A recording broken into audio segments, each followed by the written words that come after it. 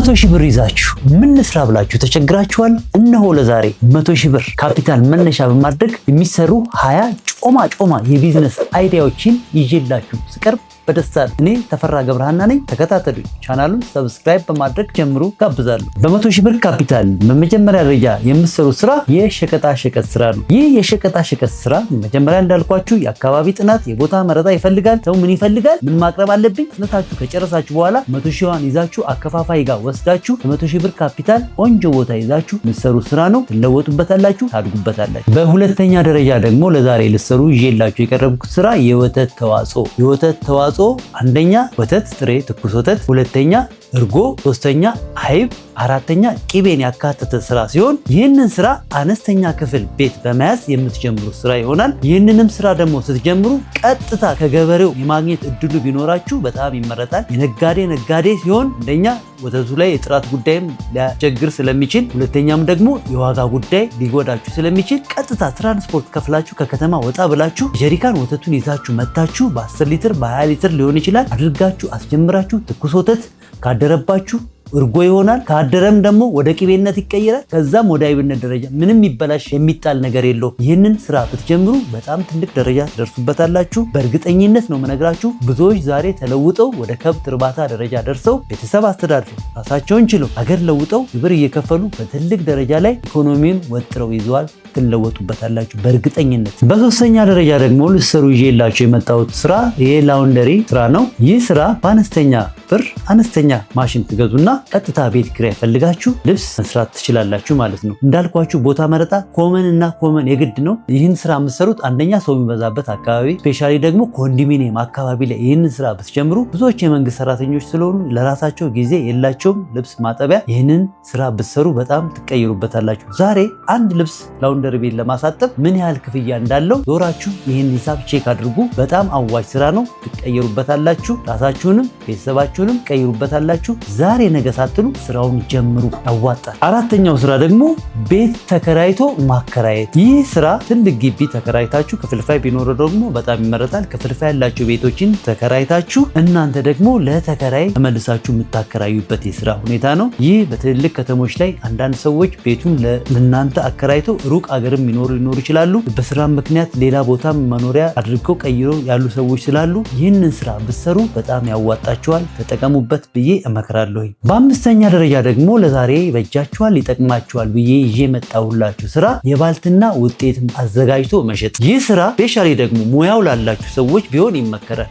ማንም ሰው ዘሎ የሚገባበት አይደለም። የሕክምናና የባልትና ስራ እውቀት ጥበብ ይፈልጋል። ምክንያቱም ስፔሻል የሆነ ስራ ስለሆነ አንደኛ ሪስክ ያለው ስራ ነው። ባልትና ማለት ተደራሽ የሆነ ስራ ስለሆነ ከጤና ጋር የተያያዘ ስራ ስለሆነ በስነ ስርዓት በጤና በሙያ ብትሰሩት በጣም የሚለውጣችሁ ስራ ነው። ይህንም ስራ ደግሞ ስትጀምሩ ሰራተኛ ሳትቀጥሩ ለምሳሌ በርበሬ፣ ሽሮ፣ የአጃ የበሶ እህል፣ ሚጥሚጣ 5 ስራዎችን ብቻ ይዛችሁ መነሳት ብትችሉ ግብአቱን ቀጥታ ከገበያ ንጹህ ጋር ገዝታችሁ ማቀመሙ ሁሉም ነገር ቤታችሁ አዘጋጅታችሁ ለምግብ ቤቶች፣ ለሆቴሎች፣ ለሱቆች፣ ለሱፐር ማርኬቶች ብታከፋፍሉ በጣም ውጤታማ ስራ ነው። እንዳልኳችሁ ታማኝነት፣ ንጽህና፣ ጨዋነትን የሚጠይቅ ስራ ነው። ብትሰሩት እስከ ኢንተርናሽናል ዓለም አቀፍ ኤክስፖርት ደረጃ የምትደርሱበት ስራ ነው። በ100 ሺህ ብር ካፒታል መነሻ ማለት ነው። ስራው እያደገ ይሄዳል ማለት ነው። በስድስተኛ ደረጃ ደግሞ ይዤላችሁ የቀረብኩት ስራ የህንፃ መሳሪያ ስራ ነው። የህንፃ መሳሪያ ስራ ደግሞ የሚሰራው በምን አይነት ቦታ ላይ መሰላችሁ? እንዳልኳችሁ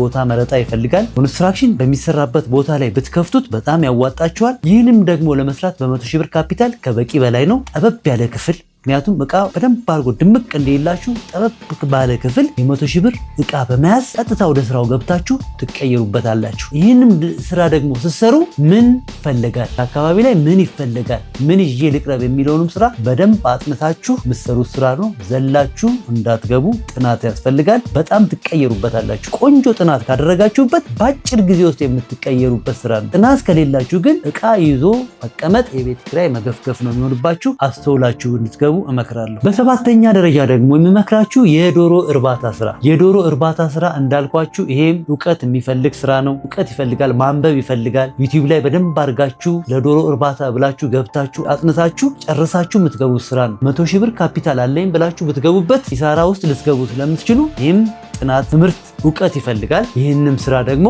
አንደኛ ያደጉ ዶሮዎች አሉ፣ ሁለተኛ ከጫጩት መጀመር ትችላላችሁ። በሶስተኛ ደረጃ ደግሞ እንቁላል ጣይና የስጋ ዶሮ ተብሎ ይከፋፈላል፣ በሁለት ይከፈላል ስራው። ከዛ በኋላ ደግሞ የመኖ አቅርቦት አለባችሁ። ወጪያችሁን ነው የምነግራችሁ። ይህንን አድርጋችሁ ከጨረሳችሁ በኋላ ቦታ መርጣችሁ አካባቢ መርጣችሁ ብትሰሩት በጣም አዋጭ ስራ ነው። ዛሬ እኔ በእውነት በእርግጠኝነት የምነግራችሁ አንድ የተለወጠበት ልጅ አለ በዚህ ስራ። ይህም ልጅ ለመጀመሪያ ለመንግስት ስራ ተቀጣሪ ለመሆን ነበር የመጣው። ትንሽ ሞከረ፣ በትንሽ ጫጩቶች ጀመረ። ዛሬ የራሱን ቤት መኪና ገዝቶ ትልቅ ደረጃ ላይ ደርሶበታል። እና ብትሰሩበት በጣም አዋጭ ስራ ነው። እንዳልኳችሁ ትምህርት፣ እውቀት፣ ጥንቃቄ ይፈልጋል። በስምንተኛ ደረጃ ደግሞ ይዤላችሁ የመጣው ስራ የፎቶ ቤት ስራ። የፎቶ ቤት ስራ በ100,000 ብር ካፒታል መነሻ መስራት ትችላላችሁ። ይህ ስራ አዳዲስ እቃ የግድ መግዛት የለባችሁ። ካሜራ ጠጋኞች ቤት ያገለገሉ ቆንጆ በጥሩ ይዞታ ላይ ያሉ ካሜራዎች አሉ። እነሱን በመያዝ ምሳሌ አንደኛ ካሜራ፣ ሁለተኛ ስፖት እና በሶስተኛ ደረጃ ደግሞ ኮምፒውተር፣ ራሱን ከኮምፒውተር መሸጫ ቤቶች ያገለገሉ ቆንጆ ዘመናዊ ኮምፒውተሮችን በመያዝ ጠበብ ያለች ስቱዲዮ በመከራየት ማስታወቂያ ፊት ለፊት በመለጠፍ የምትጀምሩት ስራ ነው። በጣም አዋጭ ስራ ነው። እኔ ሰርቼ አልፌያለሁ። ሙሉ መረጃውን ከፈለጋችሁ ቴሌግራም ላይ ዲኤም ያርጉልኝ፣ ያለውን ነገር እነግራችኋለሁ። አዋጭ ስራ ነው። በዘጠነኛ ደረጃ ይዤላችሁ የቀረብኩት ስራ የሞባይል ጥገና ስራ ነው እና አክሰሰሪ መሸጥ። ይህ ስራ እንዳልኳችሁ መጀመሪያ ላይ እውቀት ይፈልጋል። ያለ እውቀት የሚሰራ ስራ አይደለም። አጫጭር ኮርሶችንም ሞባይል ጥገናዎችን በመውሰድ ወደ ስራው የሚገባበት ስራ ነው። ይህ ስራ ደግሞ ደስ የሚለው መሰላችሁ፣ ማንኛውም ሰው ዛሬ ሞባይል ተጠቃሚ ነው። ማንም ሰው ምንም አይነት ችግር ቢደርስበት ሞባይል ፈቶ መስራት ስለማይችል እውቀቱና ታማኝነቱ፣ ጨዋነቱ ካላችሁ በአጭር ጊዜ ውስጥ የምትቀየሩ ስራ ነው። እንዳልኳችሁ ይህ ስራ ብዙ ጊዜ ታማኝነት ይፈልጋል። ተሩበታላችሁ። ሰው ካመናችሁ ከወደዳችሁ ብዙ ደንበኛ ይዞላችሁ ይመጣል። ትቀየሩበታላችሁ። ቦታ መረጣ፣ አካባቢ መረጣ ይፈልጋል። 2 በ2 ጠበብ ባለች ቤት ውስጥ መጀመር ይቻላል። በ10ኛ ደረጃ ደግሞ ይዤላችሁ የቀረብኩት ስራ የቁርስ ቤትና ምሳ ቤት ስራ ነው። ይህ ስራ ቦታ መረጣ ይፈልጋል። አነስተኛ ቤት ተከራይታችሁ በ100,000 ብር ካፒታል የምትሰሩትና ትልቅ ደረጃ የምትደርሱበት ስራ ነው። ይህ ስራ ዛሬ በዚህ ስራ መነሻ አድርገው ዓለም አቀፍ ሆቴሎች ደረጃ የደረሱ ሰዎች አሉ። በጣም አዋጭ ስራ ነው። ቆንጆ ስራ ነው። መስተንግዶ ይፈልጋል። በጣም ዛሬ ሁሉም ስራ መስተንግዶ ይፈልጋል። ሰው ከምግብ ይልቅ ፈገግታ የሚባል ነገር አለ። ጥሩ መስተንግዶ ይፈልጋል። በቃ ማንኛውም ስራ በተለይ የሆቴል ስራ በትህትና ጠብር ገፍ ብላችሁ ደንበኛን በመያዝ የምትሰሩ ስራ ነው። ትቀየሩበታላችሁ ብዬ እመክራለሁ። በ11ኛ ደረጃ ደግሞ ይዤላችሁ የቀረብኩት ስራ የሳይክል ጥገናና ማከራየት ስራ ይሆናል። 4 ያገለግሉ ሳይክሎችን በመግዛት ማከራየት ትጀምራላችሁ። መፍቻዎችን በመያዝ አንዳንድ ቀለል ያሉ መለዋወጫ እቃዎችንም በመያዝ ቀጥታ ወደ ስራው ገብታችሁ ቀየሩበታላችሁ። ይህም ደግሞ እንዳልኳችሁ ቦታ መረጣ ይፈልጋል። ይህንን አድርጋችሁ ብትሰሩ በጣም ትለወጣላችሁ፣ ትልቅ ደረጃ ትደርሱበታላችሁ ብዬ እመክራለሁ። በ12ኛ ደረጃ ደግሞ ይዤላችሁ የቀረብኩት የኢፖክሲ ስራ ነው። ይህ ስራ በጣም አዋጭ ስራ ነው። ለምሳሌ አንድ ስዕል አድኖ ይዛችሁ እሱን ቀብታችሁ ኢፖክሲ ማለት ነው ለገበያ ብታቀርቡት በጣም ከእጥፍ በላይ ትርፍ ነው የምታገኙበት። ሙሉ መረጃውን ደግሞ ዩቲዩብ ቻናሌ ላይ ታገኛላችሁ። እዛ ላይ ሙሉ መረጃውን ሰጣችኋለሁ። ሰሩበት፣ ትጠቀማላችሁ። በ13ኛ ደረጃ ይዤላችሁ የቀረብኩት የቪዲዮ ኤዲቲንግ ስራ ነው። ይህ የቪዲዮ ኤዲቲንግ ስራ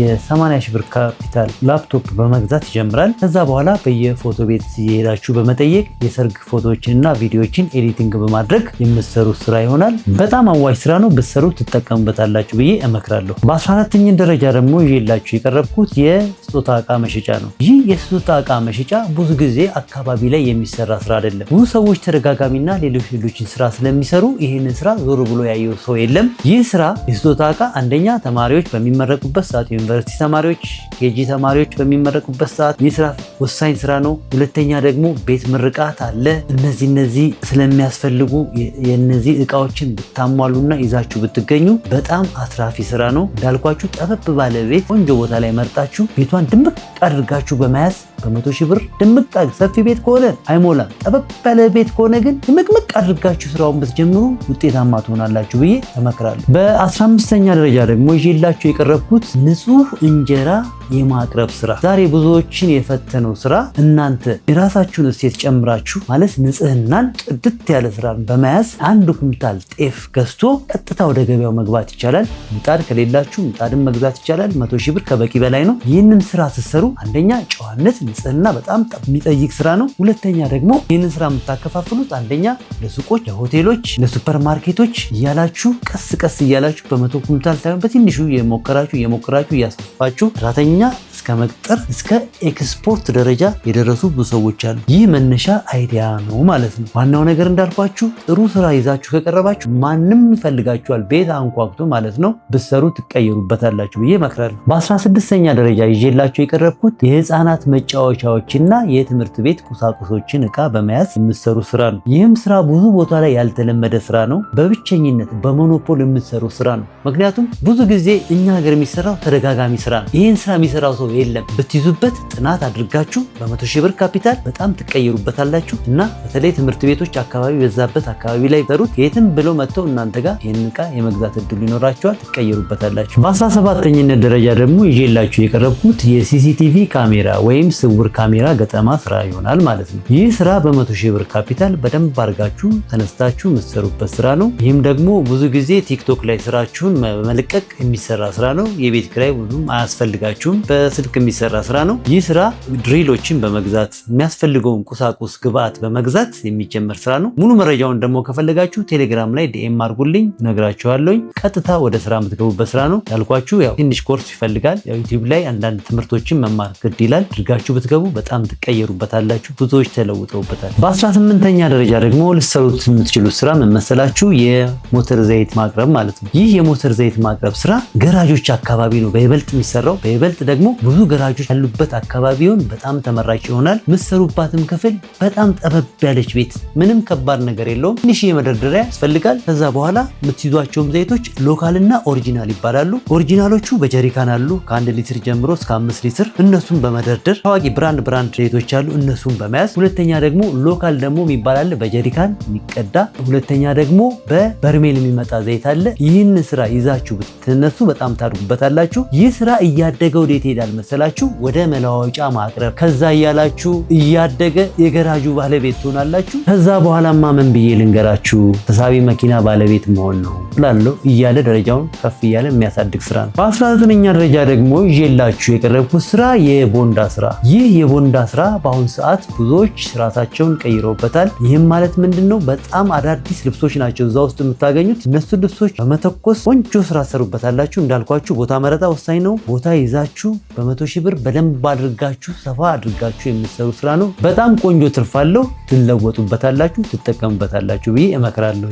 20ኛውና የመጨረሻው ደግሞ በ100,000 ብር ካፒታል የምትሰሩት ስራ የወንዶች ፀጉር ቤት። የወንዶች ፀጉር ቤት በ100,000 ብር ካፒታል በደንብ አድርጋችሁ ትሰሩበታላችሁ። ይህ ስራ እንዳልኳችሁ ጠበብ ያለ ቤት፣ ብዙም ሰፊ ቤት አይፈልግም። በአንድ ወንበር ትጀምራላችሁ። እንዳልኳችሁ ትልልቅ ወጪዎች ላይ ከመውጣታችሁ በፊት በጥሩ ሁኔታ በጥሩ ይዞታ ላይ ያሉ ያገለገሉ እቃዎችን በመያዝ የምትሰሩት ነው። አዳዲስ እቃ ልግዛ ብትሉ አትችሉም። ያገለገሉ ጥሩ ይዞታ ላይ ያሉ ማሽኖች አሉ፣ ተሽከርካሪ ወንበሮች አሉ። በርካሽ ዋጋ በመግዛት ቀጥታ ወደ ስራው ትገባላችሁ።